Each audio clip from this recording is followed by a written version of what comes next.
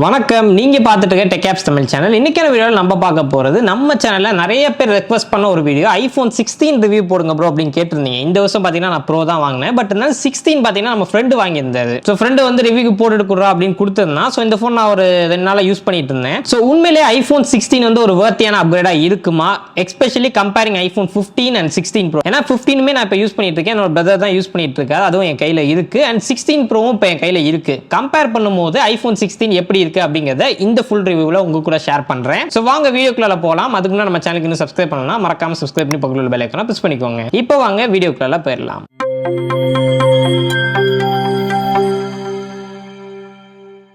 Okay guys, இப்போ first of all இந்த ஃபோனோட design and build quality. So phone பார்க்கறதுக்கு சீரியஸாக சூப்பராக இருக்குதுங்க. இந்த வருஷம் பார்த்தீங்கன்னா கலர்ஸ் எல்லாமே ரொம்ப அட்ராக்டிவாக கொண்டு வந்திருக்காங்க. அந்த ப்ளூ கலர் எனக்கு ரொம்ப பிடிச்சிருந்துச்சு. இந்த கலருமே பார்த்தீங்கன்னா ஃபோட்டோவில் பார்க்க கொஞ்சம் அப்படி இப்படி இருந்தாலும் நேரில் பார்க்கறதுக்கு சீரியஸ்லி சூப்பராக இருக்கு. அண்ட் மற்றபடி ஃப்ரண்ட் சைடு அதுக்கப்புறம் சைட்லாம் பார்த்தீங்கன்னா சிமிலர் டு iPhone 15 எப்படி இருந்துச்சோ அதே மாதிரி தான் இருக்கு, எந்த பெரிய டிஃபரன்ஸும் இல்லை. அண்ட் பின் பக்கத்தில் பார்த்தீங்கன்னா கேமரா வந்து வெர்டிகல் அரேஞ்ச்மெண்ட்ல இருக்கு. இதுக்கு முன்னாடி பார்த்தீங்கன்னா டயகனலாக இருக்கு, திங்க் டயகனலி அப்படின்லாம் சொல்லி அட்வர்டைஸ் பண்ணாங்க. இப்போ திருப்பி இந்த மாதிரி கொண்டு வந்துட்டாங்க.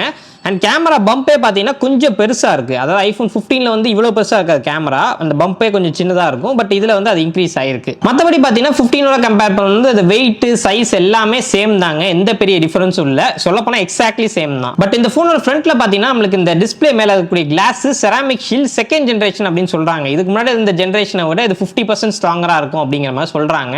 ஸோ கண்டிப்பா ஃப்ரண்ட் ப்ரொடெக்ஷன் பில்ட் குவாலிட்டி வந்து இம்ப்ரூவ் பண்ணியிருக்காங்க. அண்ட் இது இல்லாம iPhone 16 சொன்னாலே எல்லாரும் கேட்கிற ஒரு விஷயம், அந்த கேமரா கண்ட்ரோல் பட்டன் எப்படி ப்ரோ இருக்கு அப்படிங்கறத கேட்பீங்க. சோ கேமரா கண்ட்ரோல் பட்டன் இந்த iPhone 16ல, அதாவது கம்பேரிங் 16 Pro, இதுல வந்து நமக்கு அந்த சென்சிட்டிவிட்டி வந்து அந்த அளவுக்கு இல்லாத மாதிரி எனக்கு ஃபீல் ஆச்சு. ஏன்னா 16 Proல வந்து எனக்கு டச் ரெஸ்பான்ஸ்லாம் இதை விட கொஞ்சம் பெட்டரா இருந்த மாதிரி இருந்துச்சு. அண்ட் மற்றபடி எல்லா ஃபங்க்ஷன்ஸுமே இருக்குங்க. இதுல நீங்க வந்து எக்ஸ்போஷர் கண்ட்ரோல் பண்ணிக்கலாம், இல்லாட்டி அப்பேச்சர் வந்து நீங்க கண்ட்ரோல் பண்ணிக்கலாம், சினிமேட்டிக் மோடுக்கு, இந்த மாதிரி நிறைய ஆப்ஷன்ஸ் இதுல நம்மளுக்கு கொடுத்துருக்காங்க.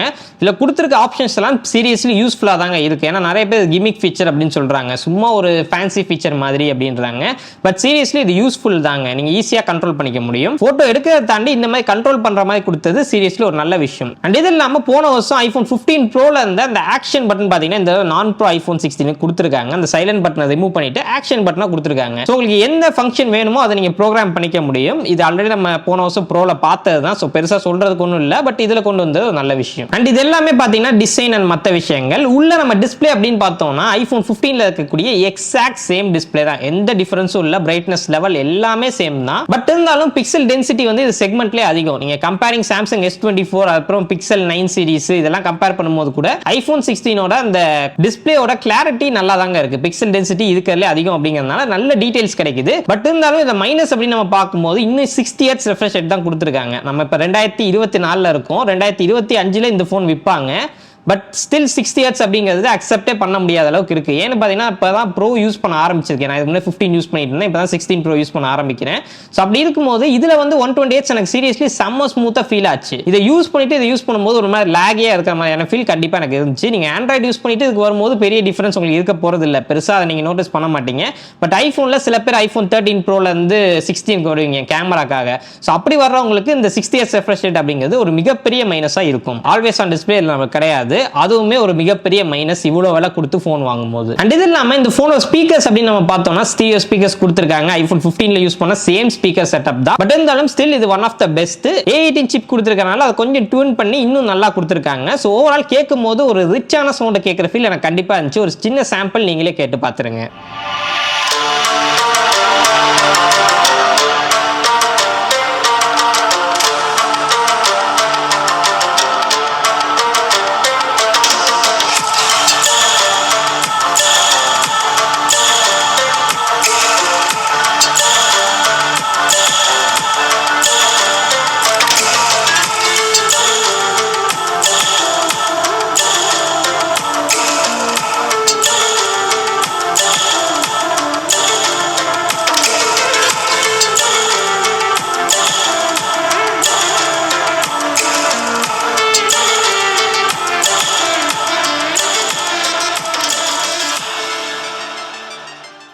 அண்ட் நெக்ஸ்ட் முக்கியமான விஷயத்துக்கு வந்துடுமா அந்த ஃபோனோட பேட்டரி லைஃப். ஏன்னா ஐஃபோன் 15ல பார்த்தீங்கன்னா இப்போ நிறைய பேர் பேட்டரி சரியா நிற்க மாட்டேங்குது ப்ரோ அப்படிங்கிற மாதிரி கம்ப்ளைண்ட் பண்ணிட்டு இருந்தாங்க. பட் 16 கம்பேர் பண்ணும்போது உங்களுக்கு ஐஃபோன் 15 விட 2 மணி நேரம் extra battery life apple claim பண்றாங்க. ஸோ பேட்டரி கிட்ட சேம் தான், பேட்டரி எம்ஏஹெச்ல பெரிய டிஃபரன்ஸ் இல்லை.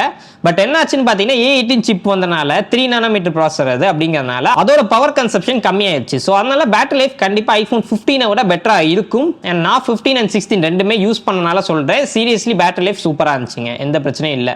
ஏன்னா எனக்கு 15லேயே பேட்டரி லைஃப் பிரச்சனை இல்லை, பழசாகும் போது தான் பிரச்சனையாச்சு.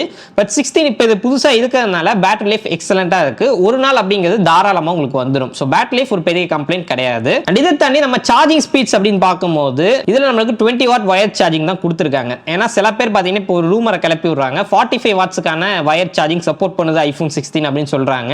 பட் அது 16 ப்ரோ மேக்ஸ் மட்டும் தான், அதுவும் ரொம்ப ரேர் கேஸ்ல தான் அது 45 வாட்ஸ் எடுக்குது அப்படிங்கிற மாதிரி சொல்றாங்க. சொல்ல ஐஃபோன் 16 நீங்க வாங்குறீங்கன்னா 20 வாட் அடாப்டர் வாங்கினாலே போதும். அண்ட் இதில் ஆப்பிள் இம்ப்ரூவ் பண்ணியிருக்கிறது பார்த்தீங்கன்னா நம்மளுக்கு வயர்லெஸ் ஃபாஸ்ட் சார்ஜிங். ஏன்னா வயர்லெஸ் சார்ஜிங் அப்படிங்கிறது இதுக்கு முன்னாடி 15 வாட் இருந்துச்சு, இப்போ 25 வாட்டாக்கான மேக்ஸேஃப் சார்ஜிங் நம்மளுக்கு சப்போர்ட் கொடுத்துருக்காங்க. ஸோ நல்லா ஃபாஸ்ட்டாக சார்ஜ் ஆச்சு.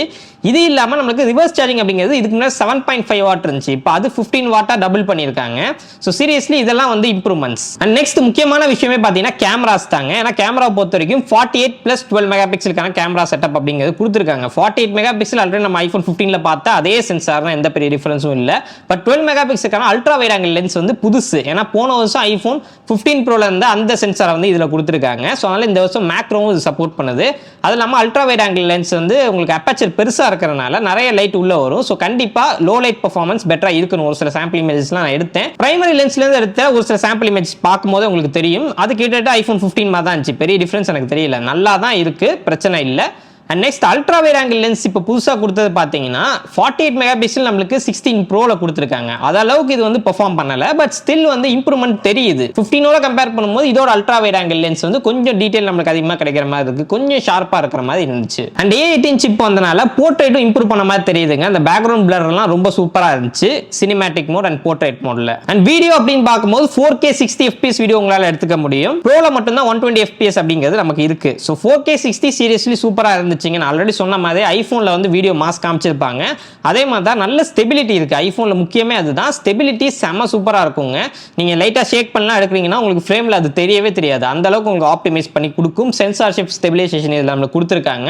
ஸோ பிரைமரி கேமரா வைக்கக்கூடிய அந்த வீடியோ சாம்பிள் எல்லாம் சீரியஸ்லி சூப்பராக இருந்துச்சு, தெரிக்க விட்டுருந்தாங்க. அண்ட் சினிமேட்டிக் மோட் அப்படின்னு பார்க்கும்போது அதுலேயே அந்த பிளர் எல்லாம் இம்ப்ரூவ் பண்ணியிருக்காங்க. மற்றபடி கிளாரிட்டி கிட்டத்தட்ட சேம் தான், ஐபோன் 15 மாதிரி தான். அண்ட் நெக்ஸ்ட் ஆக்ஷன் மோட் அப்படிங்கிறது நம்மளுக்கு இதில் கொடுத்துருக்காங்க. பட் ஆக்ஷன் மோட்ல எடுக்கும்போது உங்களுக்கு அதை கிராப் வரும். 4K எடுக்கிறீங்கன்னா உங்களுக்கு 2.7K அந்த ரேஞ்சில் தான் உங்களுக்கு வந்து எடுக்க முடியும். பட் கிராப் வந்தாலும் அதோட ஸ்டெபிலிட்டி செம சூப்பராக இருந்துச்சுங்க. நான் சொல்லவே வேணாம், ஆப்பிளோட அல்காரிதம்லாம் செம சூப்பராக இருக்கும். ஸோ அதே மாதிரி தான் ஷேக் சுத்தமாக தெரியக்கூடாது அப்படின்னு நினச்சிங்கன்னா இதை மேபி நீங்கள் யூஸ் பண்ணலாம். பட் கண்டிப்பாக கிளாரிட்டி அடிவாங்கும், but still footage usable. And இப்போ நெக்ஸ்ட் ஃப்ரண்ட் கேமரா அப்படின்னு பார்த்தோம்னா ஃப்ரண்ட்ல 12 மெகா பிக்சலுக்கான கேமரா கொடுத்துருக்காங்க. ஃப்ரண்ட் கேமரா அப்கிரேட் பண்ணவே இல்லை, கிட்டத்தட்ட 3 ஜென்ரேஷனா. ஸோ அதனால ஃப்ரண்ட் கேமரால எந்த பெரிய டிஃபரன்ஸும் இல்லை. சொல்ல போனால் எனக்கு சுத்தமாக பிடிக்கல.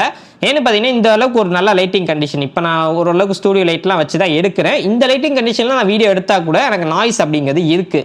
அவுட்டோரில் எடுக்கும்போது மட்டும்தான் நாய்ஸ் இருக்க மாட்டேங்குது, மற்றபடி நாய்ஸ் நிறையா இருக்கிறதுனால எனக்கு இந்த கேமரா அந்தளவுக்கு பிடிக்கல. ஈவன் ப்ரோவில் கூட நான் எடுத்த ஃப்ரண்ட் கேமரா ஃபுட்டேஜ்லாம் எனக்கு சுத்தமாக பிடிக்கல. இவ்வளோ விலை கொடுத்து ஃபோன் வாங்கும்போது அதை கொஞ்சம் அப்கிரேட் பண்ணி கொடுத்தா பெட்டராக இருக்குமே அப்படிங்கிறது கண்டிப்பாக நமக்கு தோணுது. ஸோ ஃப்ரண்ட் கேமரா ஒரு பெரிய நெகட்டிவாக இருக்கும். மற்றபடி ஐஃபோன் 16 நீங்கள் வாங்குறதுக்கான ரியல் ரீசன் என்னன்னு பார்த்தீங்கன்னா பெர்ஃபார்மன்ஸ் தாங்க. ஏன்னா பெர்ஃபார்மன்ஸில் ஒரு பெரிய இம்ப்ரூவ்மெண்ட் இருக்குது ஐஃபோன் 16ல.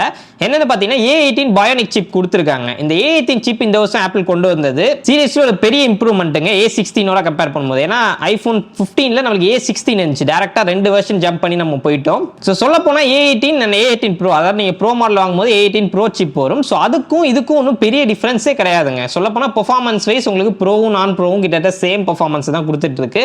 CPU அண்ட் GPU பெர்ஃபார்மன்ஸை பார்க்கும்போது GPUல கொஞ்சம் இது பெட்டரா இருக்கும். ஏன்னா ஒரு கோர் GPU வந்து உங்களுக்கு ப்ரோல அதிகம். ஸோ மற்றபடி பார்த்தீங்கன்னா கிட்டத்தட்ட சேம் தான். 15ஓட கம்பேர் பண்ணும்போது உங்களுக்கு 20% பூஸ்ட் கிடைக்குது CPU அண்ட் GPU பெர்ஃபார்மன்ஸ்ல. டெக்னிக்கலி பார்த்தோம்னா ஆர்கிடெக்சரும் சேம் சேம் தாங்க. A18 A18 Pro same architecture தான். 3 nanometre second generation processor. So அதனால எல்லா AI ஃபீச்சர்ஸ் இது சப்போர்ட் பண்ணுது. iPhone 16 Pro என்னெல்லாம் AI ஃபீச்சர் சப்போர்ட் பண்ணுமோ அது எல்லாமே ஃபியூச்சர்லேயும் iPhone 16 சப்போர்ட் பண்ணும் அப்படின்னு நான் உறுதியாக சொல்லுவேன். அண்ட் மற்றபடி நிறைய பேர் கேட்ட ஒரு கேள்வி என்னன்னு பார்த்தீங்கன்னா ஹீட்டிங் இஷ்யூவை சால்வ் பண்ணிட்டாங்களா ப்ரோ அப்படிங்கிற கேள்வி இருக்கு. ஏன்னு பார்த்தீங்கன்னா லாஸ்ட் இயர் iPhone 15ல பெர்ஃபார்மன்ஸ் நல்லா இருந்தாலும் ஹீட்டிங் இஷ்யூ பயங்கரமா இருந்துச்சு.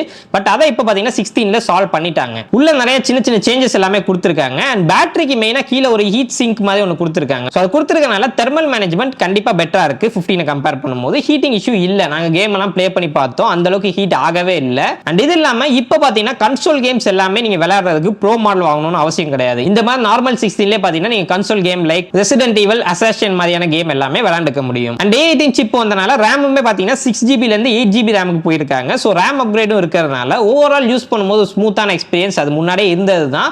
பட் இருந்தாலும் ஃபியூச்சர்லையும் இதே மெயின்டைன் ஆகும் அப்படிங்கிறது நான் உறுதியாக சொல்லுவேன். அண்ட் இப்போ ஃபைனலி ஆப்பிள் இல்ல மெயினான செல்லிங் பாயிண்டா சொல்றது AI ஃபீச்சர்ஸ் தாங்க. ஏன்னா பேஸ்மெண்ட்ல இருந்து ஏஐக்காக டெவலப் பண்ண ஒரு ஃபோன் அப்படிங்கிற மாதிரி சொல்றாங்க. பட் ஆக்சுவலா இது பாத்தீங்கன்னா AI ஃபீச்சர்ஸ் பெருசா இல்லை இப்போதைக்கு ஆப்பிள் இன்டெலிஜென்ஸ்ல என்ன பெருசா இருக்கு உங்களுக்கு? ரைட்டிங் டூல்ஸ் இருக்கு, அதுக்கப்புறம் அந்த சமரைஸ் ஃபீச்சர் இருக்கு, அண்ட் ஆடியோ மிக்ஸ் மாதிரியான ஒரு சில ஃபீச்சர்ஸ் தான் இப்போதைக்கு இருக்கு. பட் ஃபியூச்சர்ல நிறைய ஃபீச்சர்ஸ் வரும். அந்த ஃபீச்சர்ஸ் எல்லாமே iPhone 16 கேரண்டீடா சப்போர்ட் பண்ணும் அப்படிங்கிறது நான் சொல்லுவேன். ஸோ அது ஒரு மேஜர் பாசிட்டிவ் iPhone 16க்கு. ஈவன் தோ 17 வந்தாலும் 16 நிறைய ஃபீச்சர்ஸ் சப்போர்ட் பண்ணும், which is good. அண்ட் இது இல்லாம பாத்தீங்கன்னா ஆப்பிள் வந்து ரிப்பேரபிலிட்டி இம்ப்ரூவ் பண்ணிருக்காங்க.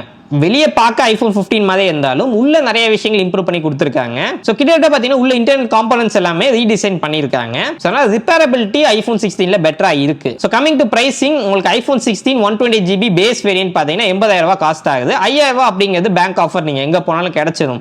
ஸோ ஆன்லைனில் வாங்கலாமா ஆஃப்லைனில் வாங்கலாமாங்கிறதுக்கு ஆல்ரெடி ஒரு ஃபுல் டெடிகேட்டட் வீடியோ இருக்கு, மறக்காம அந்த வீடியோ செக் பண்ணி பார்த்துருங்க. அண்ட் அவ்வளோதாங்க இந்த ஒரு வீடியோ. யார் iPhone 16 வாங்கலாம் அப்படின்னு கேட்டிங்கன்னா, நீங்கள் வந்து ஒரு long term user, AI features எல்லாமே எனக்கு வேணும், பட் 1 லட்ச ரூபாய்க்கு மேல என்னால ஸ்பெண்ட் பண்ண முடியாது அப்படின்னு நினைக்கிறவங்க iPhone 16 தாராளமா வாங்கலாம், பிரச்சனையே கிடையாது. ஸ்டில் ஒரு நல்ல போன் தான். அண்ட் ஓகே गाइस, இந்த வீடியோ உங்களுக்கு பிடிச்சிருக்கும் அப்படின்னு நம்புறேன். அண்ட் உங்களோட கருத்துக்களை கீழே கமெண்ட் செக்ஷன்ல ஷேர் பண்ணுங்க. அண்ட் மீண்டும் ஒரு இடத்தில் சந்திக்கிறேன். நன்றி, வணக்கம்.